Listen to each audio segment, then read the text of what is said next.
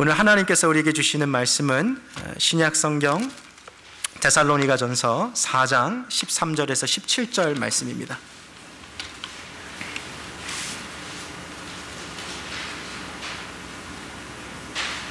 제가 가진 성경으로 신약 성경 332페이지에 있습니다.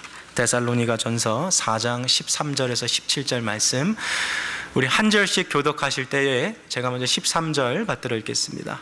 형제들아, 자는 자들에 관하여는 너희가 알지 못함을 우리가 원치 아니하노니 이는 소망 없는 다른 이와 같이 슬퍼하지 않게 하려 함이라.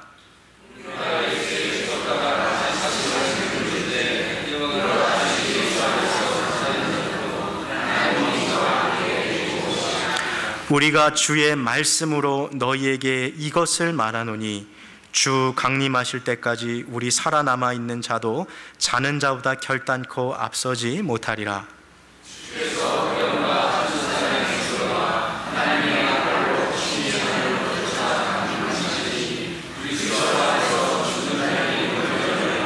17절 말씀 같이 읽겠습니다.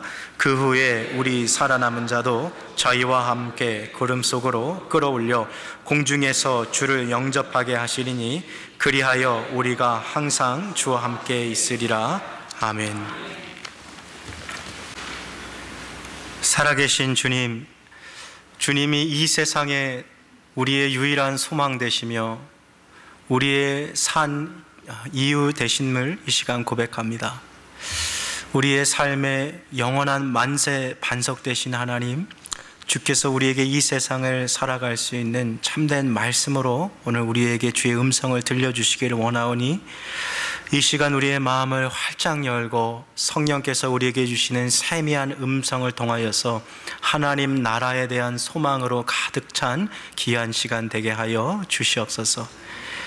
이 모든 것 살아계신 우리 구주 예수 그리스도의 이름으로 기도합니다. 아멘. 반갑습니다. 잘 오셨습니다. 우리 전우자에 계신 분들 보시면서 함께 인사하시겠습니다. 반갑습니다. 잘 오셨습니다. 함께 인사하시겠습니다. 네. 지난 한 주 정말 더웠습니다. 네, 너무 더워가지고 막 안절만 있어도 막 땀이 막 국물처럼 흘러더라고요. 우리 전우자에 계신 분들 보면서 한 번 다시 인사하실 때요, 더운데 정말 한 주간 수고 많으셨습니다 하고 좀 인사하시겠습니다.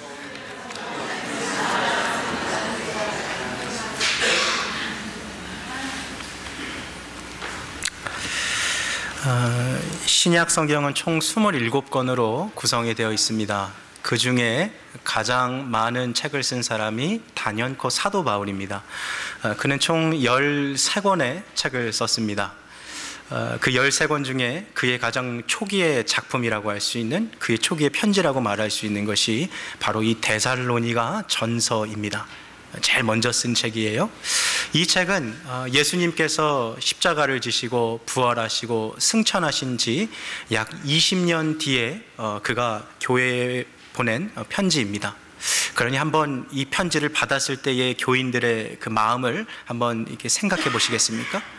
지금 우리 교회 안에 예수님께서 십자가에 죽으신 것을 직접 눈으로 본 사람도 있고요, 예수님이 부활하신 것을 본 사람도 있고요, 예수님께서 구름 타고 올라가신 것을 직접 눈으로 본 증인들이 살아 있습니다. 그러니 지금 이 AD 50년에 데살로니가 교회 안에서는 언제라도 저 주님께서 지금 당장 구름을 타고 이 땅에 다시 오실 수 있을 것이라는 그 재림에 대한 소망이 교회 내에 가득 있었습니다. 그 마음 가운데 재림에 대한 가득한 소망을 갖고 살아가지만 실상은 교회 안에 여러 가지 핍박이 있었습니다. 예수님을 믿는다는 이유만으로 사람을 잡아다가 십자가에 못 박아 죽이고, 혹은 예수를 믿는다는 이유만으로 높은 장대에다 그를 묶어놓고 그의 온몸에 기름을 칠하고 불을 붙여서 밤새 동안 마치 오늘 가로등처럼 그 불타는 시체를 사용했습니다. 또한 예수 믿는 자들을 붙잡아다가 콜로세움에 보내어서 사자의 밥이 되게 하는 순교의 일들이 지금 이 데살로니가 교회 안에서 펼쳐지고 있는 것이지요. 예수님께서 지금 언제라도 다시 오실 수 있다는 그 재림에 대한 소망은 가득합니다만 현실은 그렇게 녹록하지 않은 것이죠.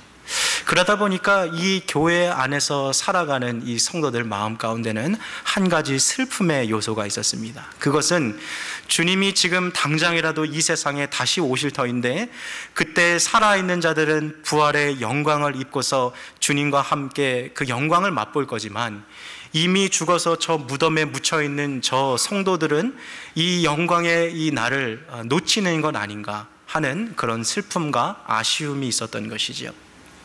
사도 바울은 바로 이러한 고민과 신앙과 고통의 간극에서 살아가고 있는 이 크리스찬들에게, 데살로니가 교회 성도들에게 그들이 죽음 또한 두려워하지 않고 죽은 자들에 대해서 슬퍼하지 않고 소망을 가져야 하는 이유를 오늘 이 편지를 통해서 그들에게 기록했습니다.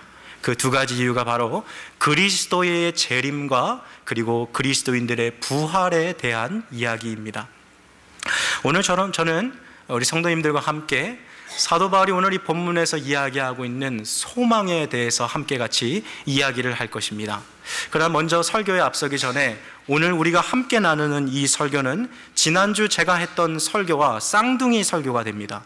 제목부터 보시면 아시겠지만 지난주의 내용을 토대로 오늘의 설교가 진행되는 것입니다. 그래서 혹시 지난주에 예배 때 오시지 못하신 분이나 지난주에 우리가 함께 나눴던 말씀에 대해서 아직 조금 정리가 더 필요하다고 생각하시는 분들은 저희 교회 웹사이트를 통해서 잠자는 자들에 관하여 1편 설교를 들으시고 오늘 내용들을 다시 한번 좀 정리했으면 좋겠습니다.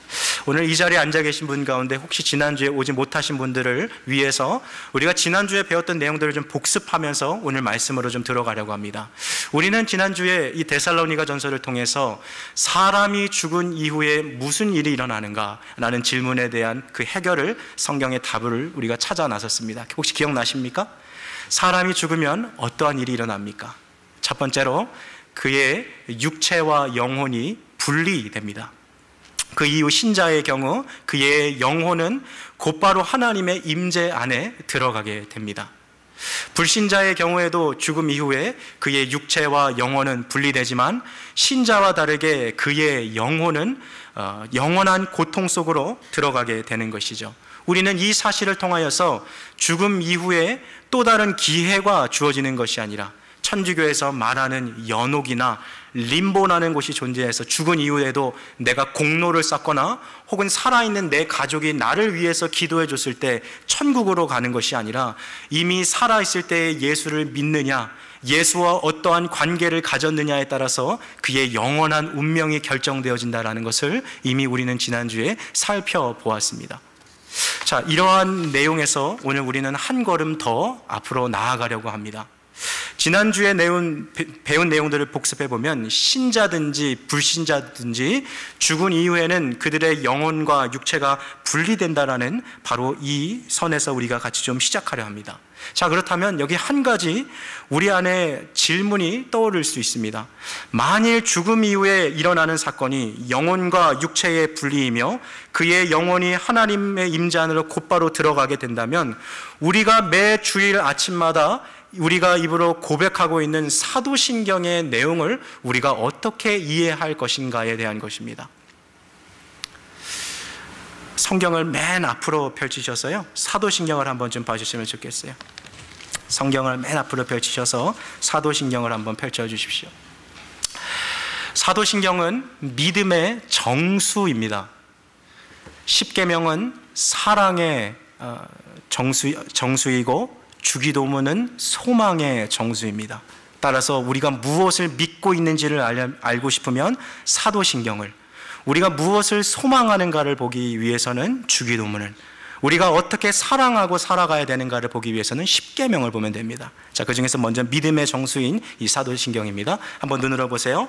전능하사 천지를 만드신 하나님 아버지를 내가 믿사오며 그 외아들 우리 주 예수 그리스도를 믿사오니 이는 성령으로 잉태하사 동정녀 마리아에게 나시고 본디오 빌라도에게 고난을 받으사 십자가에 못 박혀 죽으시고 장사한 지 사흘 만에 죽은 자 가운데서 다시 살아나시며 하늘에 오르사 전능하신 하나님 우편에 앉아 계시다가, 자, 그 다음 표현입니다. 저리로서 어떠한 자와 어떠한 자요? 산자와 죽은 자를 심판하러 오시리라. 지난주에 우리가 배운 것처럼 이미 몸은 장사되었고 영혼은 하나님의 임재 안에 들어갔거나 불신자의 경우 영원한 고통에 들어갔다면 도대체 이 심판에 대해서 우리가 어떻게 이해할 것인가에 대한 질문이 우리 안에 있고요. 두 번째는 성령을 믿사오며 거룩한 공예와 성도가 서로 교통하는 것과 죄를 사하여 주시는 것과 그 다음부터 같이 읽겠습니다. 몸이 다시 사는 것과 영원히 사는 것을 믿사옵나이다. 아멘. 바로 이 부분입니다. 몸이 다시 사는 것과 영원히 사는 것에 대해서 우리가 과연 어떻게 이해할 수 있을까에 대한 이 두 가지 질문을 오늘 저와 함께 해결하려고 합니다. 본문으로 다시 돌아오셔서요, 데살로니가전서 4장 13절 말씀을 읽고 우리가 같이 시작하겠습니다. 13절 말씀입니다. 같이 읽겠습니다. 시작.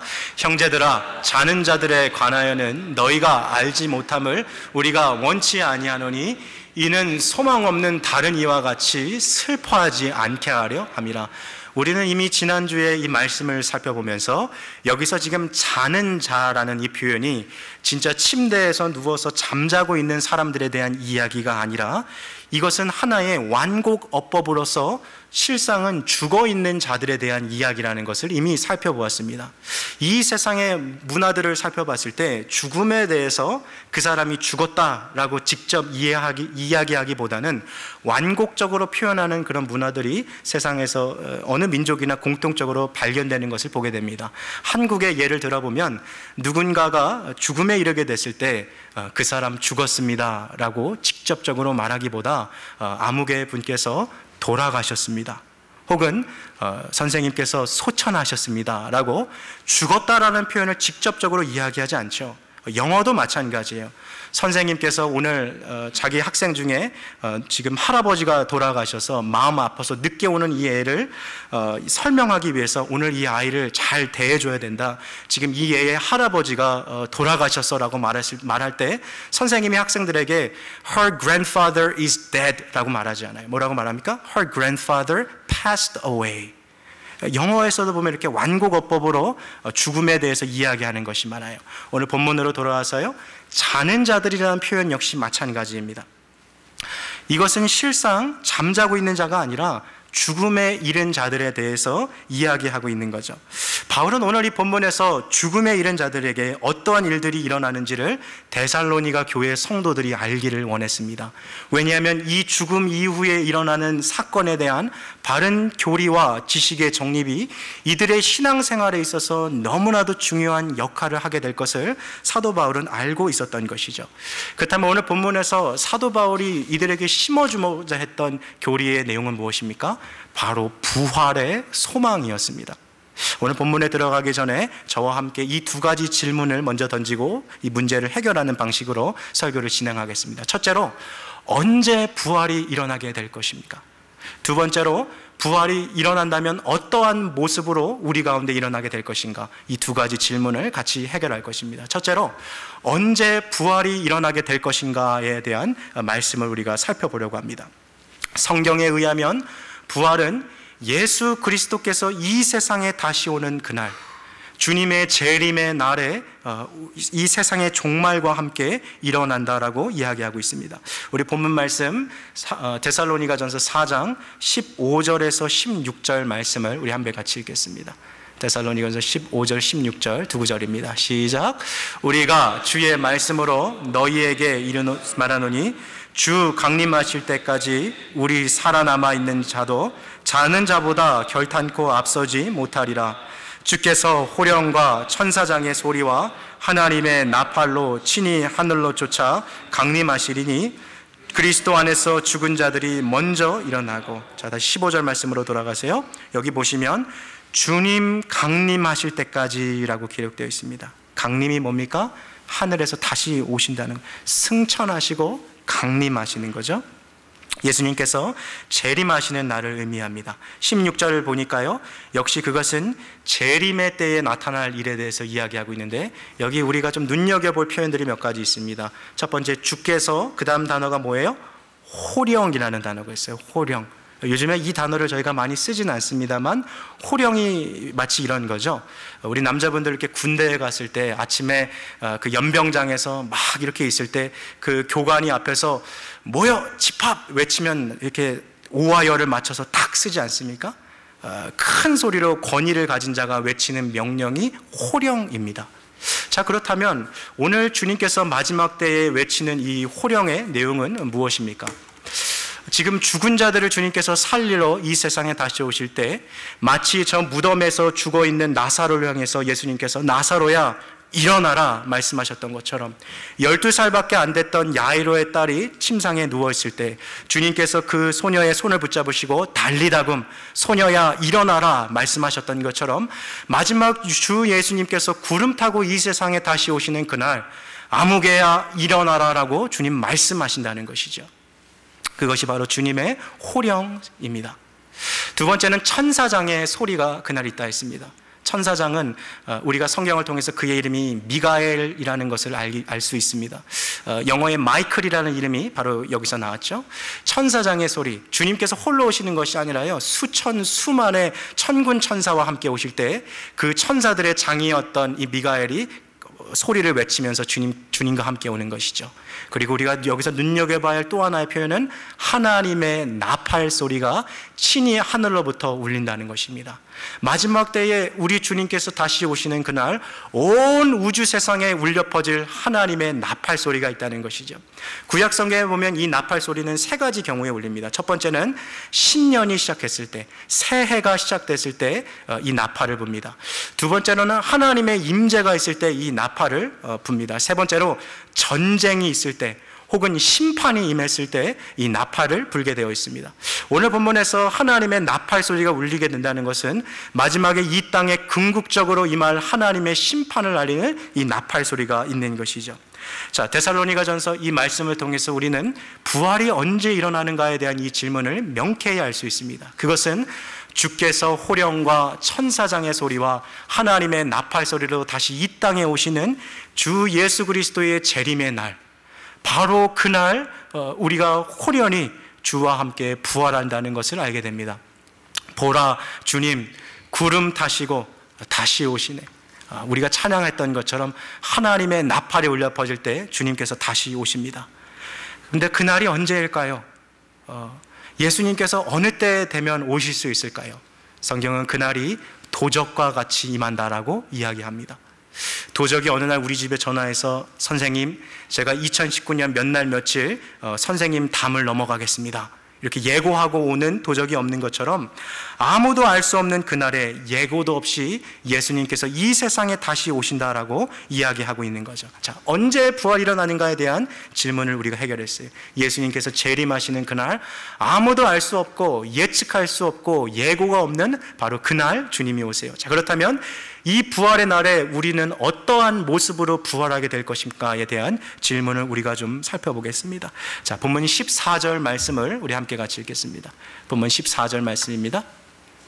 함께 읽겠습니다. 시작. 우리가 예수에 죽었다가 다시 사심을 믿을진대 이와 같이 예수 안에서 자는 자들도 하나님이 저와 함께 데리고 오시리라. 오늘 펜을 갖고 계신 분은 이 성경에서 이와 같이라는 단어에 밑줄 혹은 동그라미를 쳐주십시오. 이 단어가 우리의 부활의 그 정도를 이해해주고 있습니다. 하나님께서 택하신 모든 자들의 죄를 대신해서 예수님께서 십자가에 달려 죽으신 것과 그가 3일 뒤에 부활하신 사건을 우리는 확실히 믿고 있습니다. 그런데 이 14절 말씀을 보니 사도 바울은 이와 같이 예수님께서 죽었다가 3일 만에 부활하셨던 그 영광의 부활처럼 우리들도 주를 믿는 그 성도들도 부활할 것이라고 이야기합니다. 근데 14절 말씀을 좀 전체적으로 보세요. 만약에 제가 사도 바울이었다면 오늘 이 본문을 읽는 이 독자들에게 쉽게 이해하기 위해서 예수 안에 죽은 자들도 하나님이 부활시키시리라 이렇게 직접적으로 썼을 것 같아요. 그러면 이해가 쉽잖아요. 근데 오늘 이래서 뭐라고 썼어요? 이와 같이 예수 안에서 자는 자들도 하나님이 뭐예요? 저와 함께 데리고 오시리라. 왜 사도 바울이 이런 표현을 썼을까요? 오늘 이 본문을 이해하기 위해서 바로 지난주 설교의 내용을 잘 이해하셔야 돼요. 다시 지난주 내용으로 돌아가서요. 사람이 죽으면 두 가지 일이 일어납니다. 신자의 경우에 거의 들어오셨을 것 같아요. 육체와 영혼이 어떻게 돼요? 자신 있게 말하세요. 육체와 영혼이 어떻게 돼요? 분리됩니다. 그의 영혼은 어떻게 됩니까? 곧바로 하나님 임재 안에 들어가요. 자, 그런데 마지막 때에 하나님께서 이 세상에 예수 그리스도께서 재림하시는 그날, 주의 호령과 천사장의 소리와 하나님의 나팔 소리로 임하시는 그때에 무슨 일이 일어납니까? 죽음이라는 것이 영혼과 육체의 분리였다면 부활은 그 반대겠죠. 뭐예요? 영혼과 육체의 재결합입니다. 따라서 지금 하나님의 임재 안에 있던 그 영혼들을 주님께서 함께 같이 데리고 오시는 것이죠. 이 부활을 통해서 분리되었던 영혼과 육체가 다시 살아난 육체와의 재결합을 갖는 것이 바로 부활입니다. 이것이 너무나도 중요해요. 왜냐하면 어떤 분들은 부활이라는 것을 생각하면서 육체의 부활이 아닌 영혼의 부활이라는 것을 이해합니다. 그러나 그것은 비성경적입니다. 우리가 이미 사도신경을 통해서 살펴봤던 것처럼 우리의 믿는 바가 무엇입니까? 죄를 사하여 주시는 것과 그 다음 뭐예요? 몸이 다시 사는 것과 분명히 우리가 믿는 것이 기록되어 있지 않습니까? 성경은 분명히 마지막 때의 신자의 육체의 부활에 대해서 이야기해 주고 있어요. 우리 로마서 8장 11절 말씀을 함께 같이 읽겠습니다. 시작. 저가 큰 나팔 소리와 함께 천사들을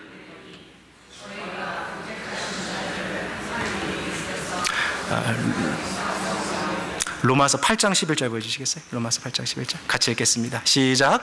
예수를 죽은 자 가운데서 살리신 이의 영이 너희 안에 거하시면 그리스도 예수를 죽은 자 가운데서 살리신 이가 너희 안에 거하시는 그의 영으로 말미암아 너희 죽을 영도 살리시리라. 자, 11절 다시 보세요. 예수를 죽은 자 가운데서 살리신 하나님의 영, 성령이 너희 안에 거하시면 그리스도 예수를 죽은 자 가운데서 살리신 하나님이 너희 안에 거하시는 그의 성령으로 말미암아 너희의 죽을 모두 살려주세요? 몸도 살려주신다는 거예요.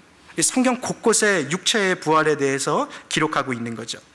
성경은 명백히 이 육체의 부활에 대해서 기록하고 있습니다. 우리가 예수를 믿었을 때 받는 복이라 하는 것은 단순히 과거와 현재와 미래에 내가 지은 죄만을 용서받는 것이 아니라 우리의 썩어져갈 이 육신도 마지막 때에 회복되어서 주님께서 부활하셨던 그 영광의 그 부활의 몸을 우리 또한 입게 되는 그 귀한 은혜가 부어진다는 것이죠. 놀라운 복이 성도들에게 주어지는 것이죠. 자, 하나님의 나팔 소리가 울리는 그날, 곧 예수 그리스도께서 이 세상에 다시 오시는 재림의 그날, 모든 죽어있는 성도들의 육체가 부활하게 됩니다. 분리되었던 영혼과 육체가 다시 결합하게 되죠. 자, 근데 우리 여기 아주 흥미로운 사실을 우리가 한 가지 좀 보았으면 좋겠어요. 부활한 신자의 육체가요, 지금 우리가 입고 있는 이 몸과 같을까요? 다를까요? 같을까요? 다를까요? 성경은 전혀 다른 차원의 몸을 우리가 입는다라고 이야기합니다. 사실 부활의 몸이 지금 우리의 몸과 전혀 다르다는 그런 힌트를, 그 단서들을 우리가 성경 곳곳에서 그 조각들을 찾아낼 수 있어요. 예를 들면 십자가에서 죽으셨다가 3일 만에 부활하신 예수님께서, 십자가에 죽으셨던 예수님께서 분명 무덤 속에 갇혀 계셨거든요. 그때 이 복음서를 보면 예수님이 갇혀 계셨던 그 무덤은 큰 바위로 입구를 막아놨습니다. 장정 서너 명이 그 힘을 모아 그 입구에 있는 돌을 밀지 않으면 그 입구에서 들어갈 수도 없고 나갈 수도 없어요. 그러나 예수님께서는 부활하신 몸을 입고 이미 그 무덤이 빈 무덤 되게 하셨다는 거죠. 이 시공간을 주님이 초월하셨다는 것을 보여주죠. 또 하나의 장면은 유대인들이 두려워서 벌벌 떨고 문을 잠그고 자기들끼리 방 안에 갇혀 있었던 이 제자들에게 호련히 예수님께서 나타나셔서 샬롬, 평안하느냐 말씀하셨어요. 마치 주님께서 벽을 뚫고 그 방에 들어오신 것처럼 또 다른 차원의 그 육신을 입고 계시다는 것을 또 보게 되는 거죠. 엠마오로 가던 두 제자는 부활하신 주님을 알아보지 못했습니다. 주님과 함께 식사하다가 호련히 예수님께서 그 자리에서 사라지셨어요. 또한 마지막 예수님께서 제자들이 보는 가운데 구름을 타고 하늘로 승천하시는 이러한 조각의 단서들을 모아놓으면 예수 그리스도께서 부활하셨던 그 육체는 지금 우리가 입고 있는 이 육체와는 전혀 다른 새로운 차원의 몸이라는 것을 우리가 보게 됩니다. 데살로니가 전서에서 우리가 살펴봤던 것처럼 그리스도께서 죽었다가 다시 살아나신 것처럼 이와 같이 주님의 그 부활의 영광스러운 몸을 누가 입는다는 거예요? 주의 성도들이 마지막 때에 입게 된다는 것입니다. 성경에서 부활에 대해서 가장 자세히 이야기하고 있는 장을 하나 뽑자면 고린도전서 15장입니다. 이 장의 별명이 부활장인데요. 저와 함께 고린도전서 15장 42절에서 44절 말씀을 우리 함께 같이 읽겠습니다. 시작. 죽은 자의 부활도 이와 같으니 욕된 것으로 심고 영광스러운 것으로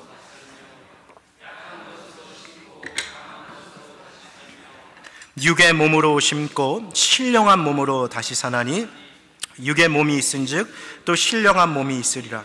자, 42절로 보여주세요. 썩을 것으로 심었지만 썩지 않을 것으로 다시 얻는데 뭡니까? 지금 썩어질 육체에 우리가 살고 있지만 마지막 때에 우리가 얻을 몸은 썩지 아니할 몸이라는 거예요. 43절이요. 욕된 것으로 심었지만 영광스러운 것으로 다시 삶아요. 약한 것으로 지금 우리가 살고 있지만 병들고 늙고 아프고 피곤하고 지치고 고통스러운 이 육신에서 살고 있지만 강한 것으로 다시 살아나게 될 것입니다. 44절이요.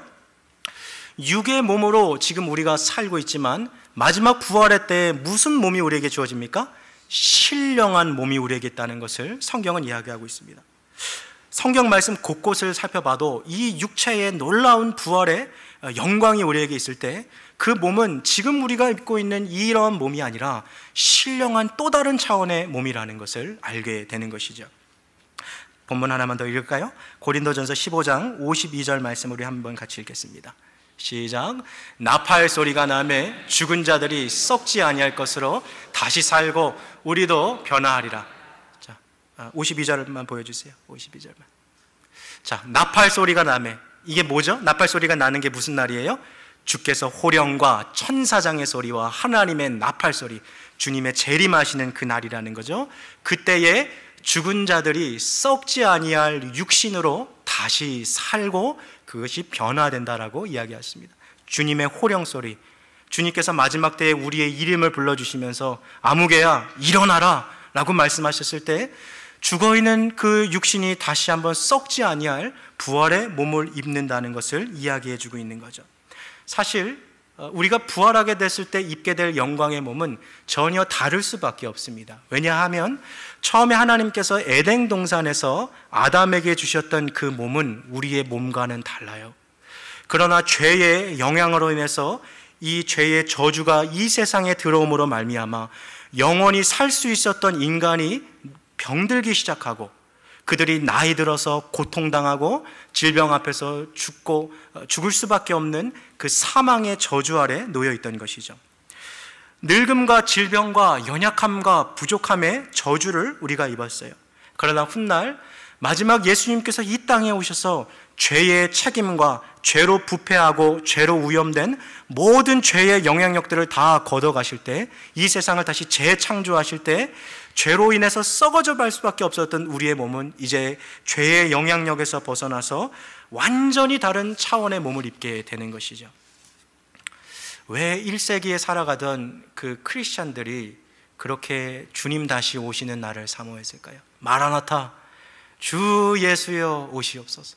주 예수여 오시옵소서. 주님, 내 소망은 이 세상에 있는 것이 아니라 하나님 앞에 있습니다. 주님 다시 오실 그날을 사모합니다. 왜 그렇게 간절히 사모했습니까? 이 영광에 대해서 그들은 너무나도 잘 알고 있었어요. 지금 내 몸이 병들었어요. 너무 아파요. 삶이 힘들고 고통스럽고 눈물이 가득한 내 인생인데 주님 다시 오시는 그날이 되면 모든 병듦과 모든 부족함과 연약함과 모든 사망의 저주를 벗어버리고 내 인생의 피 어린 통곡조차도 벗어버릴 수 있는 영광의 그날이 온다라는 것을 갖게 되는 것이죠. 그 날이 오면, 주님 다시 오시는 그날, 사망과 죽음의 어떠한 권세도 나에게 더 이상 힘을 끼치지 못하는 것이죠. 자, 오늘 그 내용이 고린도전서 15장 53절에 55절까지 있습니다. 우리 한 번 더 같이 읽겠습니다. 시작. 이 썩을 것이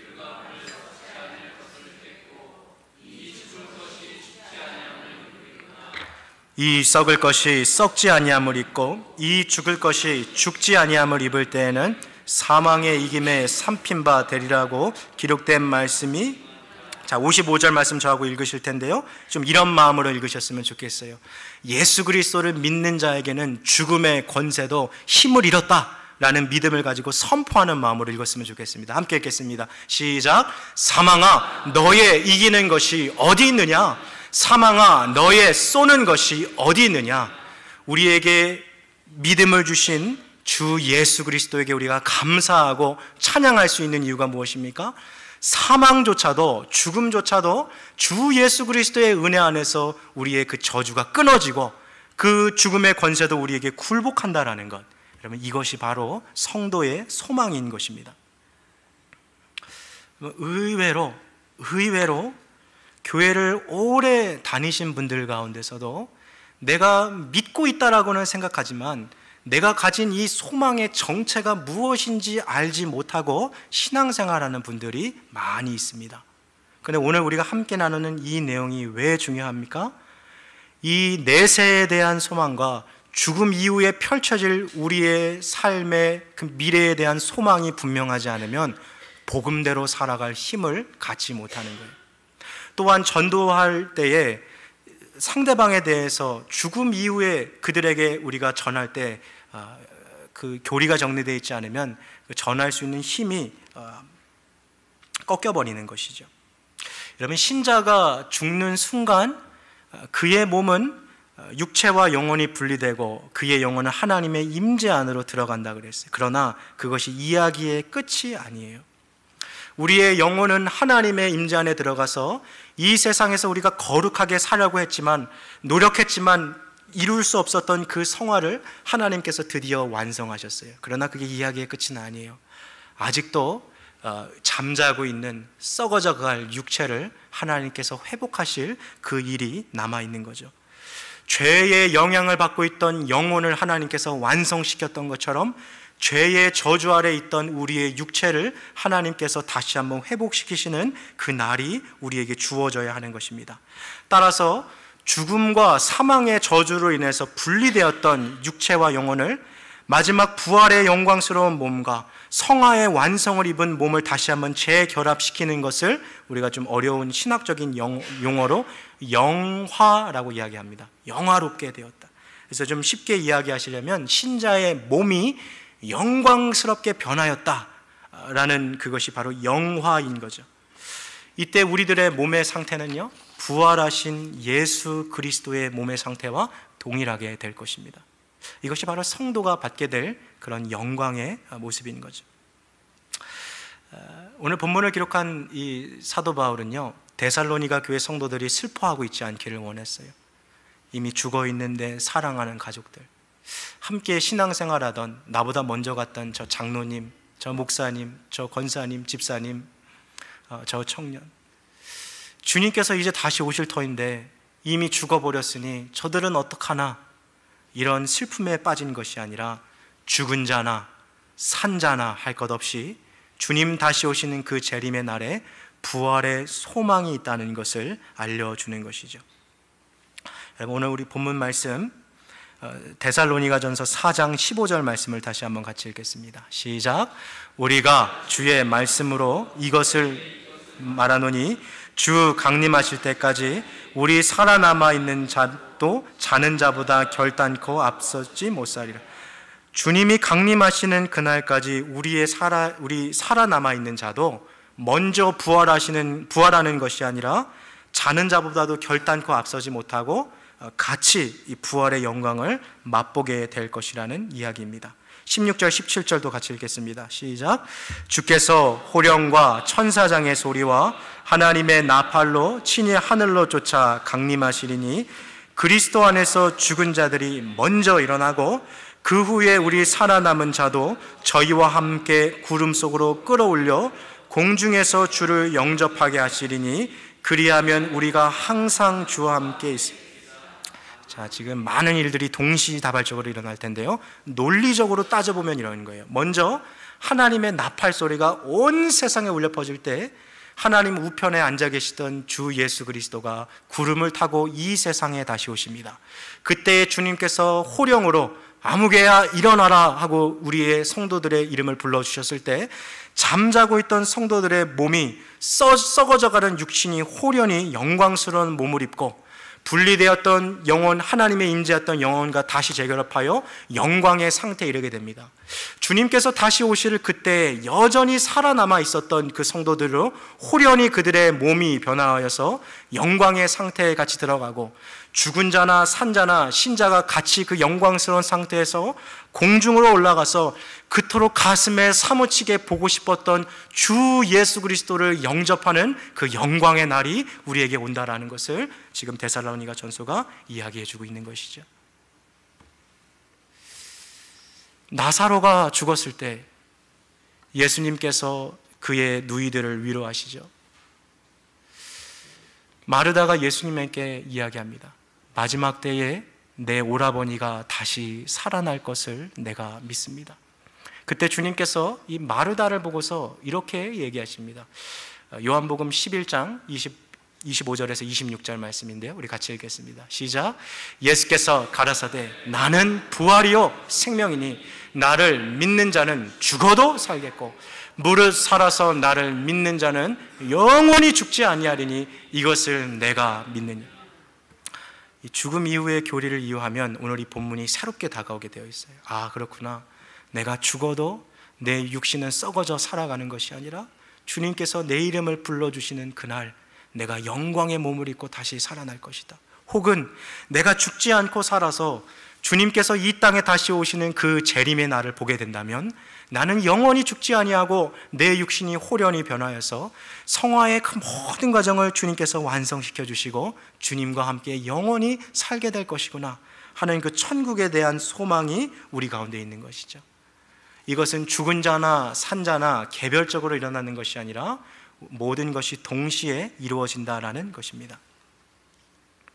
저는 지금 신자에 대해서 지금까지 이야기했어요. 신자의 부활에 대해서.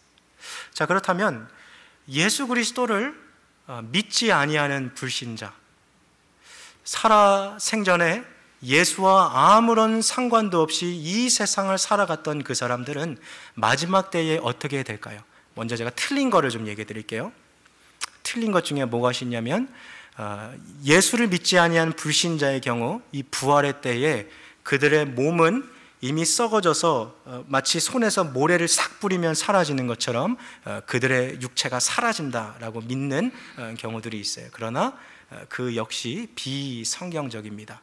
성경을 자세히 읽어보면 사실 예수님께서 이 세상에 재림하시는 그때에 신자만 육체의 부활을 얻는 것이 아니라 불신자도 육체의 부활을 얻게 되어 있어요. 아니 목사님, 그러면 굳이 우리가 예수님 믿을 필요가 있습니까? 아니 믿는 사람도 육체가 부활하고 믿지 않는 사람도 육체가 부활한다면 도대체 예수 믿는 사람하고 예수 안 믿는 사람하고 뭐가 다릅니까? 우리가 지금 이 문제를 하나 해결하고자 하는 거예요. 자, 성경에 아주 분명하게 그 해답이 나와 있는데요, 요한복음 5장 29절 말씀을 우리 함께 같이 읽겠습니다. 시작. 선한 일을 행한 자는 생명의 부활로, 악한 일을 행한 자는 심판의 부활로 딱 나눠요. 성경은 분명히 두 가지의 부활이 있다고 말하고 있어요. 예수 그리스도를 나의 죄를 대신해서 십자가에 달려 돌아가시고 부활하시고 이 땅에 다시 오실 만왕의 왕이요 만주의 주요 나의 영혼의 구원자요 내 인생의 주인이라고 고백하고 그렇게 살아가는 그 사람들에게는 마지막 때에 무슨 부활이 기다리고 있습니까? 무슨 부활이에요? 생명의 부활이 기다리고 있어요. 그러나 이 세상을 살아가는 동안에 예수와 아무런 상관없이 내가 이 세상의 주인공이 되어 세상의 중심은 나다라는 관점으로 하나님과 전혀 상관없이 주의 아들 예수 그리스도와 아무런 상관없이 살아갔던 바로 그 불의한 자들은 마지막에 무슨 부활이 그들을 기다리고 있습니까? 심판의 부활이 기다리고 있다라는 거예요.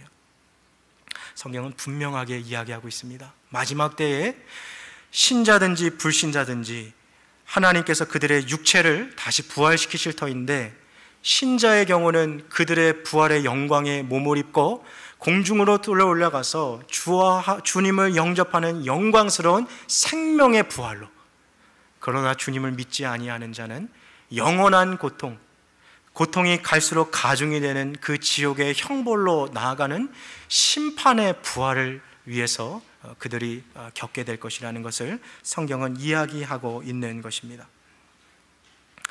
오늘 말씀을 좀 정리하겠습니다.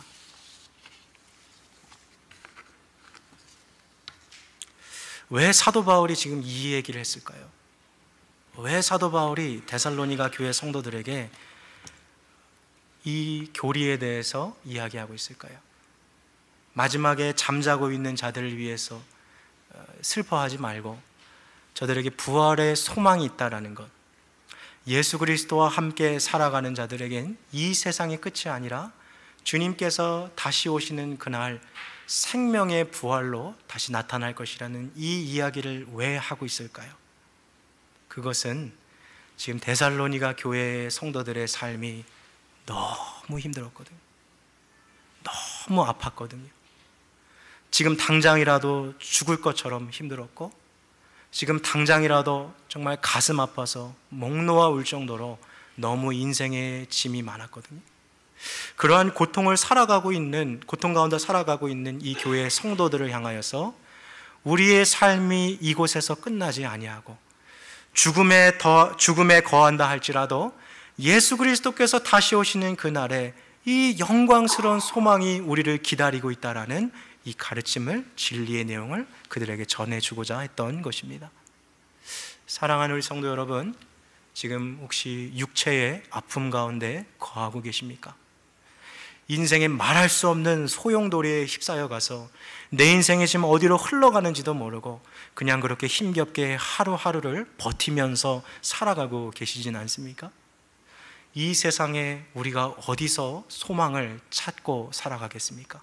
그러나 성경은 분명히 마지막 때에 주님께서 정하신 그날 하나님의 나팔 소리와 천사장의 소리와 주의 호령과 함께 일어나라 말씀하시는 그날, 산자나 죽은 자나 할 것 없이 주 예수를 믿었던 모든 성도들은 부활의 몸을 입고 주님과 함께 살아가게 될 그 영광의 날을 약속하고 있습니다. 제가 바라고 기도하고 또 간절히 사모하는 것은 오늘 이 자리에 앉아있는 우리 성도 한 사람 한 사람이 마지막에 하나님의 나팔 소리가 울려 퍼지는 그날, 우리가 서로 손에 손을 마주잡고 공중으로 올라가서 그토록 가슴 사무치게 보고 싶어했던, 간절히 사모했던 예수 그리스도의 얼굴을 보며 함께 찬양하고 주님을 영원토록 예배할 수 있는 그런 귀한 성도로 나오실 수 있기를, 그런 영광스러운 복이 우리 가운데 주어질 수 있기를 주님의 이름으로 축복합니다. 우리 시간 함께 같이 기도하시겠습니다.